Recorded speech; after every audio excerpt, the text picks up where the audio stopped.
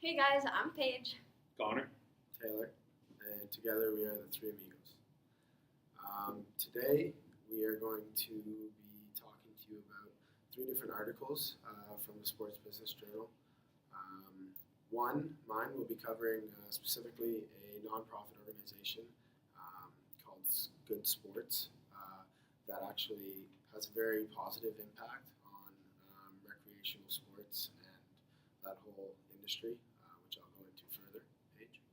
And I will be talking about New York City's marathon and how they take biometric data to the public by ESPN Sports Center. So they take statistics that will be live, so it keeps the audience engaged.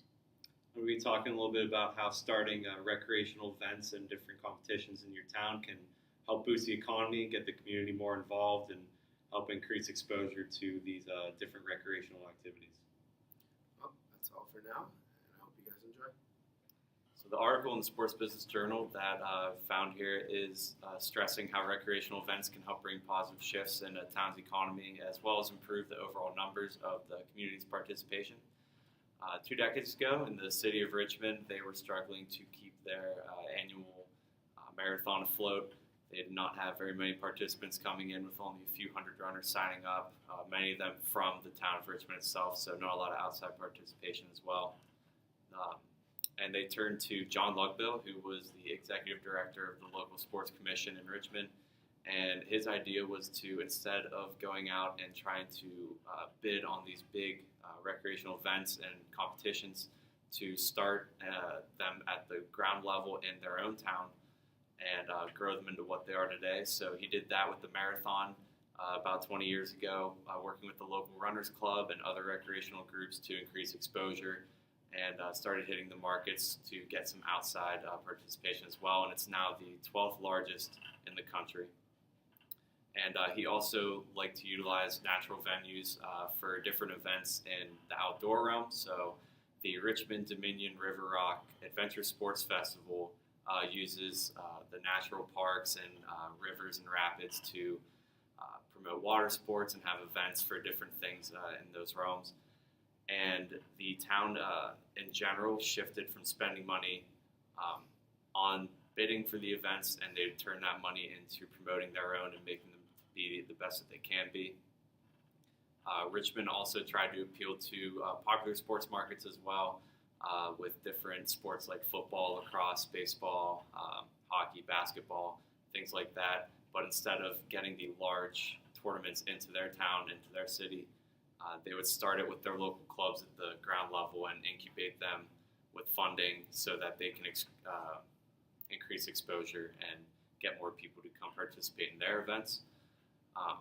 They now have 13 events that include a couple road races that range from competitive marathons to business 5Ks and fun runs for kids, a couple cycling and rowing events, and like I mentioned before, the Adventure Sports Festival, which is one of their largest events to date. And many of the community members find themselves participating and spectating in these recreational events more often now. They go out and participate in things that they never heard of or never would have heard of before if it weren't for the fact that the city started to bring in the people that were going to participate in them. So one of the main points of the article is that the production of recreational events in the town positively can impact the economy and the community by attracting businesses and participants from all across the country to come and join in on fun. So Connor, do you think that the trend of creating and supporting your own event will reach across the country to other places? Yeah, so an example actually that was given in the journal article itself was that Chicago tried to adopt this model that Richmond was using, and they tried to create the city's biggest office party in the form of a 5K run that was going to be held at the Ballpark Village. That was for companies and corporations all across the city. So it's definitely something that can be done in other cities and towns.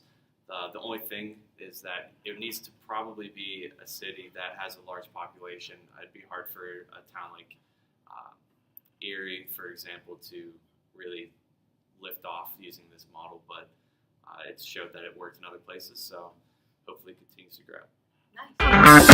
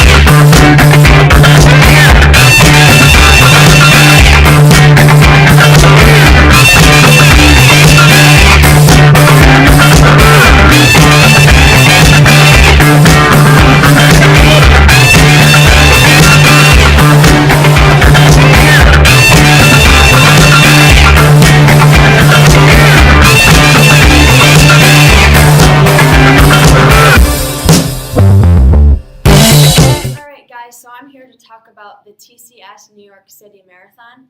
It's actually coming up this November 6th, and it's sponsored by Tata Consultancy Services.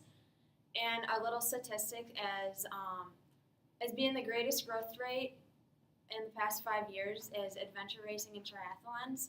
So this incorporates in the marathon, they're choosing 10 athletes that will wear sensors that will feed biometric data for television broadcast. And it's done by ESPN Sports Science. Video broadcasters said it would be more interesting to see recreational runners' health data than seasoned professionals, and I think this because it'll be more interesting to see if just a recreational runner will maybe like meet the time of someone that like is professional to this. So what exactly does the data focus on with this technology that's going to be used by these runners? Well, they call it the puck technology, and I think it's because it's like in the shape of a puck, but it focuses on heart rate, your breathing rate, your body temperature, your pace, and the cadence. So it really gives the people watching, like, it makes it feel like they're actually in the race because everybody wants to know statistics. So I think it's really interesting that they can do this technology through like Bluetooth. So it keeps the audience engaged and better acquainted with the run.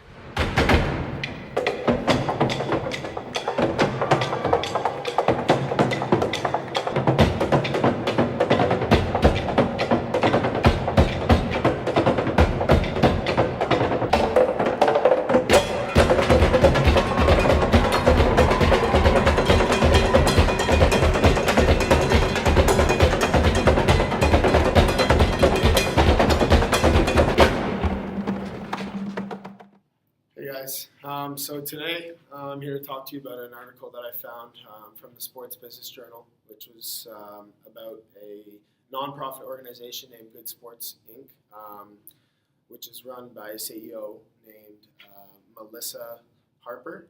She's been there for more than a decade, and basically what her organization is, like I said, is nonprofit, and what it does is it distributes donated sporting goods to youth organizations worldwide. As of right now, I believe, drum roll please, she has donated over $15 million worth of sporting goods equipment worldwide, which is pretty impressive. And her reason behind all this is actually the participation rates in youth sports has actually been down and on a decline.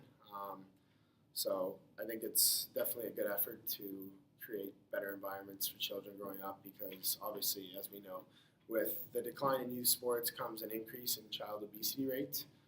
So I think it's overall just a good effort. Taylor, is there any quotes that the CEO found about the future of recreation? Yes, actually, Melissa Harper was quoted saying, when you look at youth sports historically, it was in a recreational environment where anyone could play. Most of the programs provided everything the kids needed. Now, when kids show up, there are fees associated that didn't exist 30 years ago. It has turned into a business. I couldn't agree more with Melissa here. I think that this changed. I mean, when I was in youth sports, it was the best time ever, and she's right. You just had to show up with your buddies and you could play. The junior league I actually used to play in now charges like upwards of $6,000 a person to play on a team when I didn't even have a fee when I played, and that was like 4 years ago. So I think things are heading towards a business side, most certainly.